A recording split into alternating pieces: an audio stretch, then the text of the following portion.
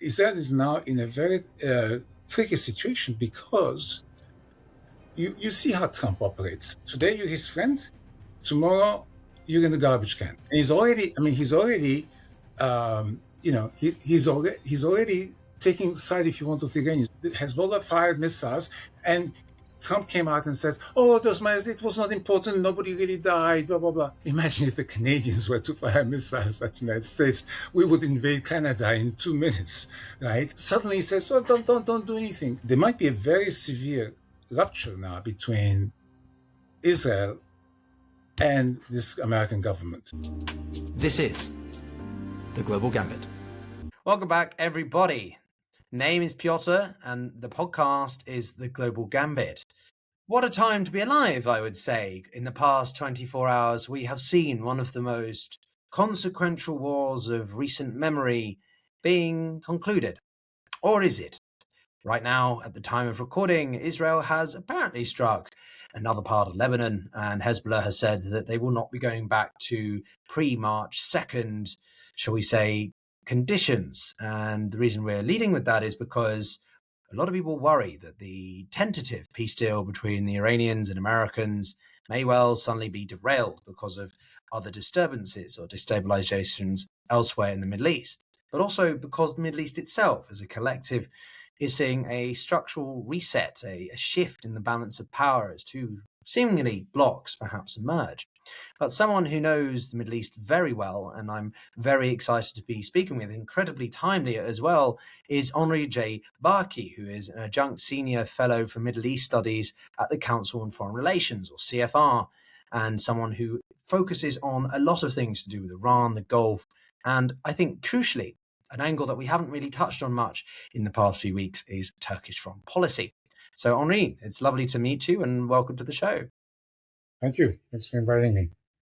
Of course. Now, let's get straight into it. But what do you make of this tentative deal? It's going to be signed on Friday in Geneva, where Trump actually happens to be as part of the G7 meetings happening right now. Is it a good deal? Is it a medium deal? Is it good for one and terrible for another?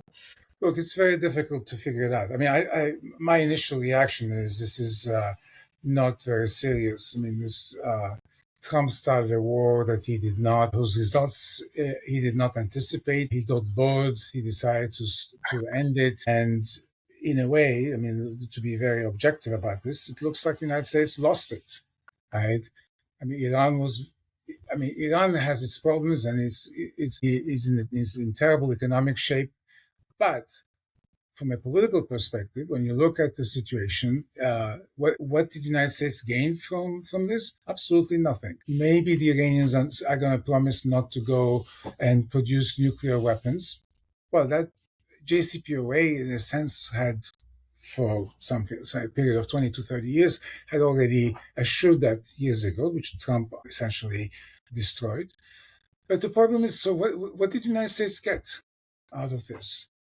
In fact, for the first time, the Strait of Hormuz is now a political weapon, where we never talked about the monetization of the Strait of Hormuz. Now it's on the table. It doesn't necessarily mean that's going to happen, but it is on the table. Number two, the Iranians attacked American bases in allies, in Saudi Arabia, in Kuwait, in Bahrain. That was a first. And more than that, the Iranians also attacked Kuwaiti installations, the airport, oil production facilities. And the Kuwaitis did not start this war, right? So the Iranians had the impunity, if you want, to do all of this. Then there is a question of Israel and Hezbollah and all of that. This is actually the most complicated part of this in some ways is Israel, but I'll come back to that in a minute. But so what did Trump get from this? Nothing.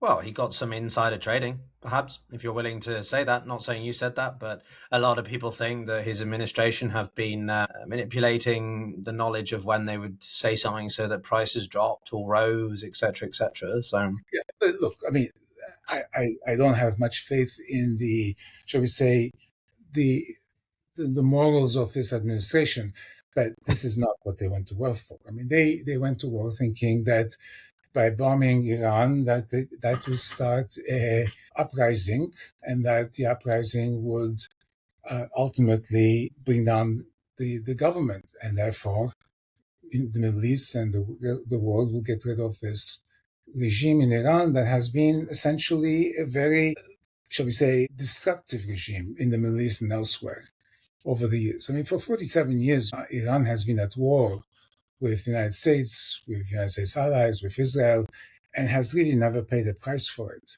But it's not going to pay a price for it again. So what did Trump get out of this? Absolutely nothing. In fact, he lost. And most importantly, what we will see now is an attempt by American allies in the Persian Gulf, Saudis, Kuwaitis, Bahrainis, and others, trying to make deals with Iran because now they're afraid that Iran is too powerful and that the United States is not going to come in again and defend them. Did not do a good job of defending them in the first place, but now they're much more vulnerable than they were before. So U.S. prestige in the region has now declined. There's a lot to say, I think, on this, Henri. And one of the things, you've partially answered it, but I'm just going to ask it more directly, which is that, to me, the United States, or Trump specifically, has given a lot of strategic clarity to the IRGC, to the Islamic Republic, simply because for a long time they probably thought their primary strategic asset was nuclear deterrence in the physical form of a warhead. But now it seems to be that they've really become clear set on how valuable the Strait of Hormuz is, even more than perhaps they knew already, how much it could disproportionately affect the United States because of its exorbitant privilege / duty as the reserve currency and so on. And so they have this red button that they could push, metaphorically speaking. Do you think that's true, or do you think they still want to obtain some kind of nuclear capability, as well as this disproportionate influence over the global economy and so on? Look, first of all, from the Iranian regime's perspective, this was about survival. Right? They needed to prove that they can stand up to the United States and survive. That in of itself is a huge gain. Right? So it has increased its image, its prestige, if you want, or as I said earlier, its ability to affect other parts of the region and for the other countries to be more afraid. That's one. The Strait of Hormuz, the United States is not going to pay for the use of the Strait of Hormuz. That's very clear. The question is, will others pay for the Strait of Hormuz? Right? Others who don't have the U.S. wherewithal, local powers, right? Now, look, when you have such a major event, there will be all kinds of unintended consequences, and we're already seeing that. A large number of projects now have been initiated to avoid the Strait of Hormuz so that the Saudis, the Kuwaitis, and the others can export oil and gas without using the Strait of Hormuz. Okay, so that will change. That's one of the unintended consequences. Another unintended consequence, I think, is also the fact that we will see a shift away from oil and gas and more, should we say, more attention and more concentration on renewables, whether it's nuclear, electric. Look, I mean, the investment already this past year in based energy production has increased by 15%. This is at a time when the U.S. administration has been fighting all kinds of renewable efforts. So the fact that people, despite the administration around the world, are investing more in renewables, it tells you that this is not going to be further enhanced. You have to remember, 1973, when the first oil crisis happened, right, that initiated huge sets of changes. The notion of renewables, for instance, of alternatives, first came into existence then. So this is going to be one of these other events that, late 20 years from now or 30 years from now, people are going to say, you remember the war, and it will. But to answer your question about Iranian nuclear, I don't think, first of all, that the Iranians will live up to their promises, because they never live up to their promises. This is a regime that is a revolutionary regime that sees itself at war with a whole series of countries. And now that he has seen the United States attacking it, it will say, well, maybe I should really get nuclear weapons because this is the only way I'm going to protect myself. It's a way in which you can think that this is going to, promises notwithstanding, it will actually encourage it or push it to get nuclear weapons. And then think about it this way. 2 years from now, suddenly the United States discovers that, oh yes, the Iranians are increasing investments in nuclear. What are they going to do about it? Bomb? Right? I mean, especially after this set of events. And it's going to be very difficult for the United States to get other countries to support it because, Trump has shown that he's not very reliable. He doesn't, he wants other countries to help him, and then yet he abuses them. So now, 2 or 3 years from now, we'll have another president in this country, and that president, if it's a serious person, may be able to reconfigure a broad coalition. But the notion that we will go to war again doesn't look very likely. And go ahead, go ask.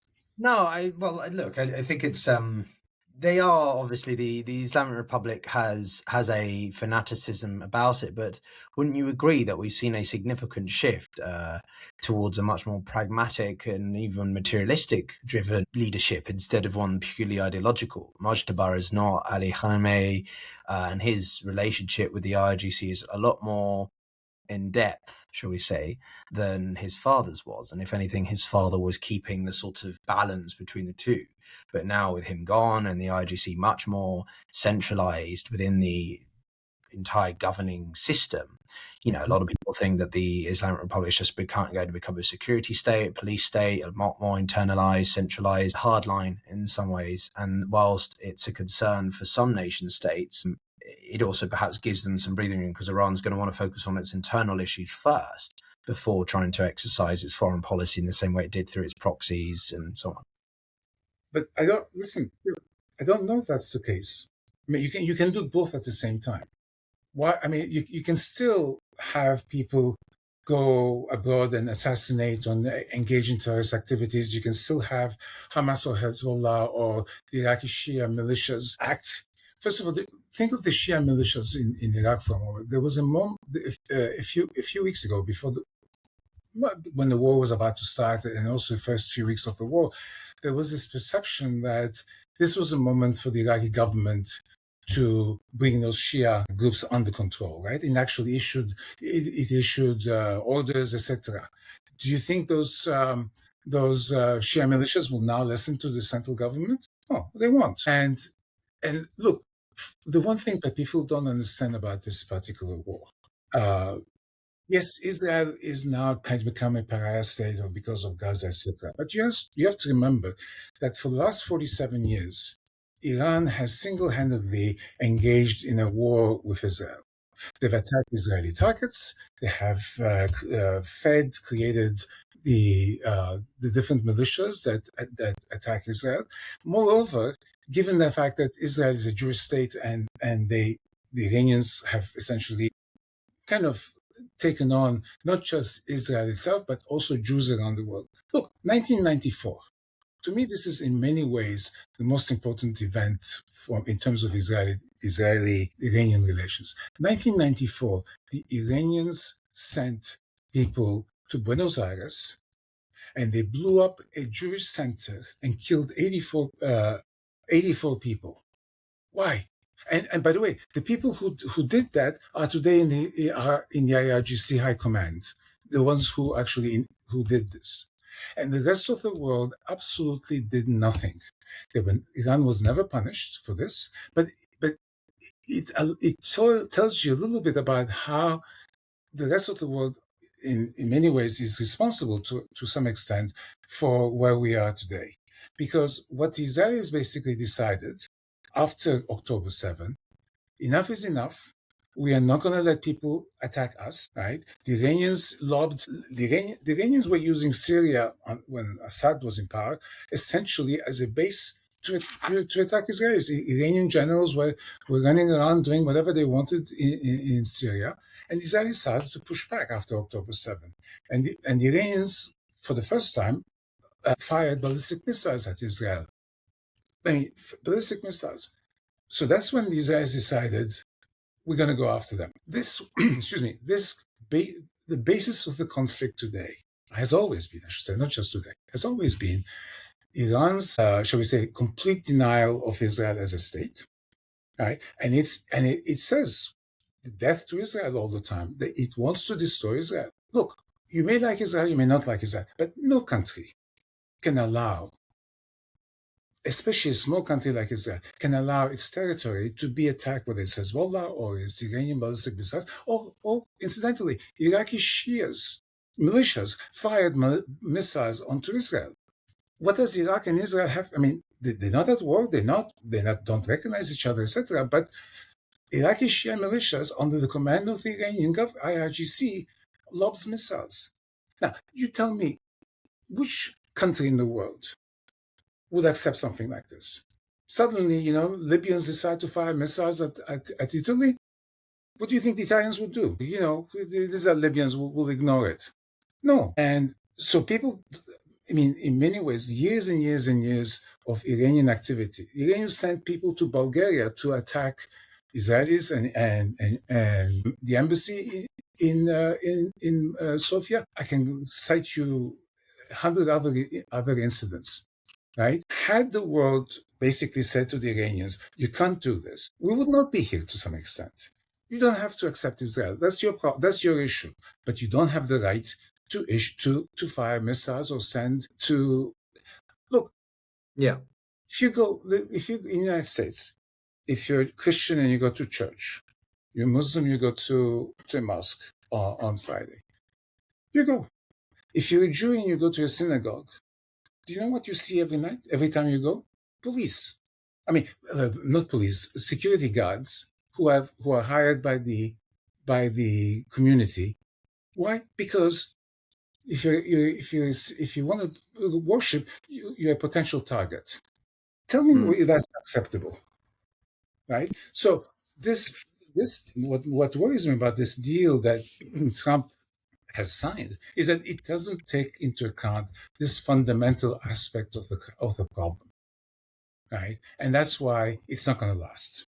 No, so Henri, I hear you on a lot of that, and certainly the persecution of Jews or Israelis has been a problem for millennia, right? For much of human history, but.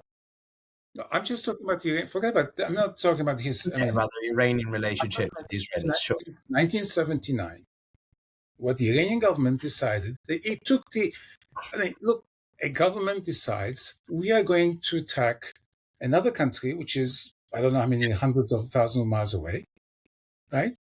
Just because we don't like them. Yeah, I mean, look, I think there's a lot of agreement. Anyone of a reasonable mind will say that the Islamic Republic is a deplorable entity that murders, maims, makes disappear many of its own citizens. However, I think it would be amiss to not recognize that this current government of Israel has some desire is hell-bent on trying to sabotage this deal. Netanyahu and Ben Gvir and Smotrich especially have I think a subtle desire for some kind of greater Israel. I think there is a lot of reasonable belief in that. And the problem is that they say that they are preeminently making a move or conducting a preeminent strike. Right, this is a term that the Israelis have coined, that you move under international law to preemptively defend yourself. But that becomes problematic when the supposed threat, never actually materializes. I'm thinking of Syria. When BTS took over and ousted Assad, this whole idea that al-Sharaa would be materializing some kind of military operation to reclaim the Golan Heights and so on, that never happened. And whilst I'm not saying that we should treat al-Sharar as perfectly fine after his relationship to certain, al-Qaeda and such, the Israelis are now sitting in a buffer zone, which they claimed was what the Golan Heights was in the first place. So their buffer zone is now a buffer zone.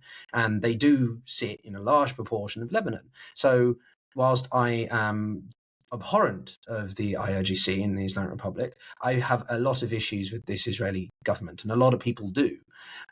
So explain to me from your perspective how you look at that, because do you not? I would be interested to understand if you think that the Israeli government have also been a problem, not Israel as a whole, but the government right now. You have governments. I'm not a fan of the Israeli government. I'm not a fan of my own government here, for crying out loud, right? So, but you have to remember, first of all, in Syria, the Israelis have not attacked Syria since Shah came to power, right? Well, they're occupying a significant proportion of land. Of the Golan Heights. Well, no, beyond the Golan Heights, the buffer zone that was expanded to was it the Blue Mountains or whatever it's called? I can't remember. But look, the issue here is not Syria. The issue is Lebanon. I mean, people don't, you don't see this in the press. You know how many tens of thousands of Israelis from northern Israel have had to migrate south because of missiles. And when Hezbollah has sent missiles onto Israel at Iran's request, right, to support Iran, there's a war with Iran. So why is Hezbollah is attacking? I mean, these guys, look, you may hate Bibi, but in both instances, when the major operations were started by Israel, they were in response to missile attacks from Lebanon. I'm talking about the major operations. I'm not talking about bombing here, bombing there, right? Where you attack because you see somebody you don't like. I'm talking major operations, bombing operations and troop movements happened after Hezbollah fired missiles. If they had not fired missiles, they would not have done it. We didn't see any evidence of that before. Look, whatever you say about this Israeli government, which I share with you, and tomorrow in September there will be elections. Hopefully there'll be a decent Israeli government come back to power. But Hezbollah will still remain as a threat to the Israelis because they attack you whenever they want to, and this is ultimately, fundamentally, the problem between Iran and Israel, which has not been solved by this. And look, the big problem you said that Bibi and company want to sabotage this deal. Yes, maybe deep in the heart they don't want this deal because the deal does not essentially ignores them. But I would argue something else. Israel is now in a very tricky situation because you see how Trump operates. Mm-hmm. Today you're his friend, tomorrow you're in the garbage can, right? And he's already taking side, if you want, of the Iranians. You saw what happened yesterday, right? The Hezbollah fired missiles, and Trump came out and says, "Oh, it was not important. Nobody really died." Blah blah blah. I'm sorry. Imagine if the Canadians were to fire missiles at the United States, we would invade Canada in 2 minutes, right? I mean, suddenly he says, "Well, don't do anything," and so, there might be a very severe rupture now between Israel and this American government. Right? I mean, it's possible because Trump can say, especially if the deal fails on Friday, it doesn't, because imagine if the Iranians were to say, "Oh, we're not signing because the Israelis bombed Hezbollah or this or that," and Trump, who is desperate for a deal, is going to turn and look for a scapegoat because he always blames somebody else for his own mistakes, right? And Bibi is a convenient target, But Henri, but at this point, is the relationship between Netanyahu and Trump constructive? Has Trump has he had enough of Bibi for the time being? Is he an asset or a liability to Trump's deal making? You don't understand how Trump thinks. Does anyone? Trump started this with Bibi, right? He didn't get the results he wanted, right? Now, and the inflation rate in the United States and the rest of the world is very high now. His popularity has sunk even among his supporters, right? And we have elections coming up in the fall, which will decide the future of both the United States Senate and the House. And he cannot afford to lose both, certainly both, but maybe even one, I would say, of those two houses. So he's going to try to kind of recover. The problem for that is that the war has to end. And it doesn't matter how the war ends, because as you saw, as we saw and we discussed at the beginning, he's going to say this is a huge victory when there is no victory. That's what he does. He always says he won. He has never lost anything. He has never been wrong about anything. But when things don't work,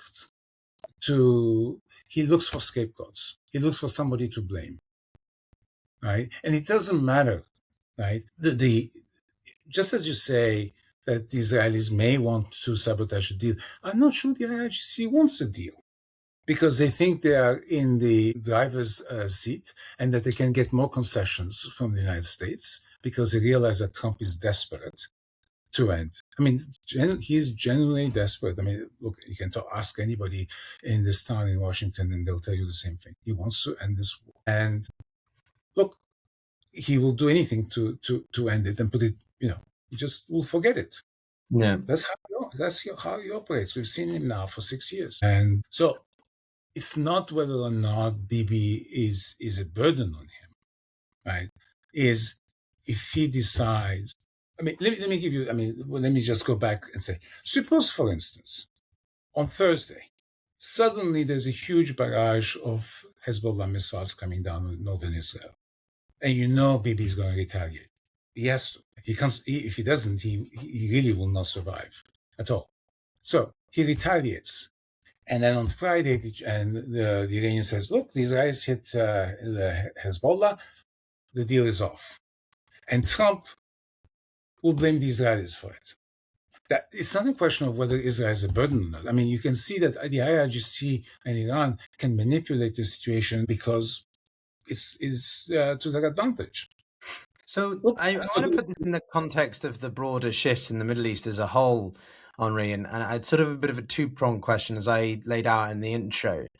You've got an interesting, I think, expertise or knowledge base around Turkey's foreign policy a bit. And Turkey's always had a bit of a unique role, the relationship to the rest of the Middle East, especially the Gulf countries. And that leads me to the broader point, which is sort of the other question, if you like, which is simply, well, firstly, just what do you think of Turkey's role within all of this? And where do you think it's going to go? But second, I think we're seeing the emergence of two main blocs right now. After the strategic partnership signed between the... I'm sorry, I didn't hear. You were seeing the emergence of what? Two main blocs now. So on the one hand, you had the strategic partnership between Pakistan and Saudi Arabia being signed. And of course, with that, you have the Qataris and the Turkish having a decent relationship. And on the other hand, you've got the Emiratis, whose divergence with the Saudis has become very apparent. And the Emiratis are really putting in a lot of their onus with the Israelis. And by extension, the Indians, who've been incredibly sympathetic to the Israeli side and obviously opposed to the Pakistanis' relationship with Saudi Arabia, and all within the auspices of the I2U2, this minilateral group. So do you think that there is such a thing as these sort of two blocks sort of merging out, and there's a growing power dynamic here, and Iran sort of is fitting in there with a shift as well, given everything has been through in the past 12 months? Pyotr, you realize that you just outlined 4 blocks, not two. The Pakistani Saudi, the Turkish Qatari, the Israeli UAE, and then Iran kind of on its own. Out there. I mean, Saudi Arabia and Pakistan are together with the Qataris and Turkish. Those 4 are beginning with the Qataris. I don't see that. First of all, look, just to say a few things about Turkey. Turkey would have liked to play a much bigger role in this, shall we say, in the negotiations, but the Pakistanis stole, shall we say, their thunder, and they've been kind of on the sidelines. But the Turks are relying on the fact that Trump has a great deal of affection and for Erdogan. I mean, he seems to side with Erdogan against even the Israelis, against so Erdogan. So that relationship is very strong, and the Turks are relying on it. Now, that doesn't mean that the United States Congress uh, is in the same wavelength as Trump when it comes to Erdogan. There's a great deal of opposition to Erdogan in the U.S. Congress. So the United States is a little bit split here.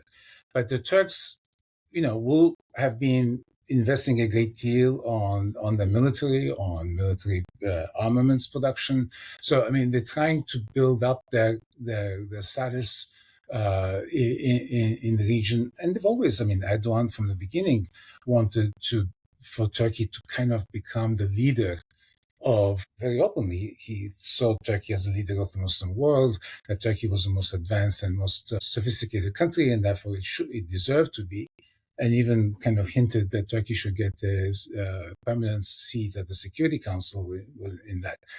That was very grandiose dreams that he had, and he's kind of lowered a little bit his expectations, but that doesn't mean that he still wants to be, at least in the region, a very decisive power.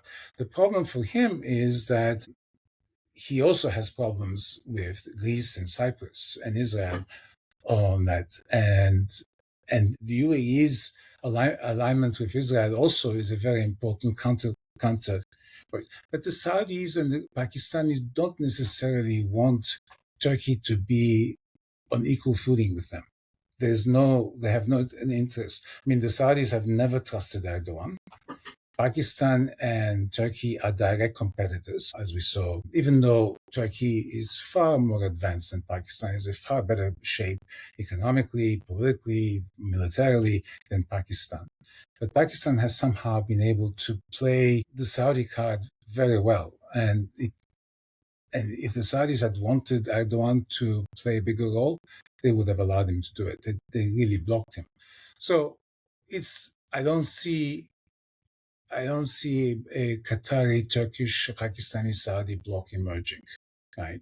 What we will see in the future, and I mean, your question is interesting from the perspective that, first of all, it's very hard today to make predictions about, let's say, a few years from now, in the sense that, as I said, when you have a war, wars create all kinds of unintended results that we don't always see immediately, right? And this is a war between Iran and the region, Iran and the United States, but also involves oil, involves navigation, Strait of Hormuz. So there are many different facets to it, which will take some time for them to become clear as to where we're going with these. So I would be foolish if I were to say to you, X, Y, and Z will happen in the next 2-3 years. There may be big splits between the United States and Israel under Trump, which is an unexpected. You wouldn't have think that in January you would not have thought that this was possible.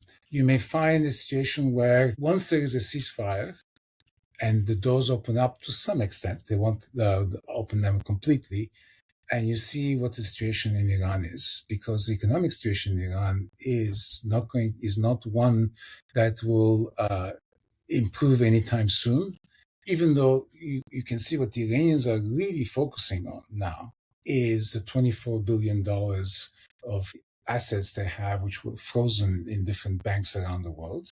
They're anxious to get that. I mean, that's really, for them, it's one of the most important demands, because they realize that they need, and also look at how important it is to them in the negotiations to get the money, and get the money as soon as possible. Plus, they want another $300 billion in compensation, X and Y and Z, monies that they think they can extract. Some of it they can extract from the Gulf by using their enhanced military power. But that does not mean that the Iranian economy is going to improve, even if you get the $24 billion tomorrow. It will give them room to maneuver in the sense of being able to purchase things, etc. But you still have to employ people. You still have to produce stuff at home, and I don't see that coming. I mean, I think we'll see that the Iranian economy has suffered a great deal.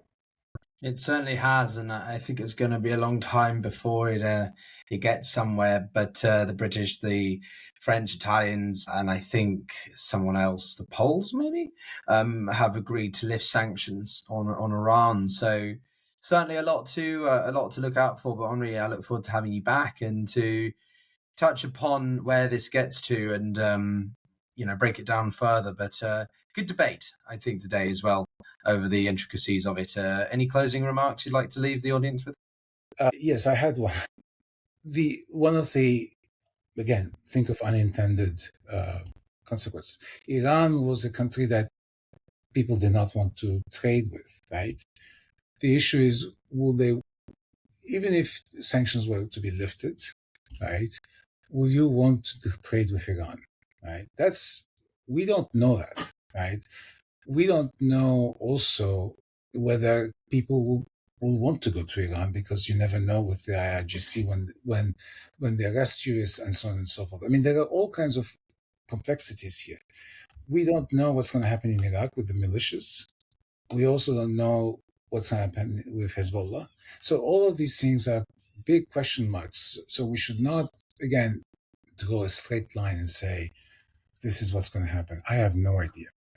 Well, I mean, that's certainly something that I think anyone can relate to, and a perfect point to end on, Henri. Not that you certainly don't know anything at all, you know absolutely plenty. But anyway, Henri Barkey of the Council on Foreign Relations, absolute pleasure hosting you. Everyone for watching, of course, do check out the CFR's work, Henri's writings. And of course, if you enjoyed the video, give it a like. And if you're interested in geopolitics, foreign policy, and listening to conversations from people who've actually done the work, not just pretending like they have, then do subscribe. And you'll see plenty more quality conversations like these. We'll see you all next time. Take care. Thank you.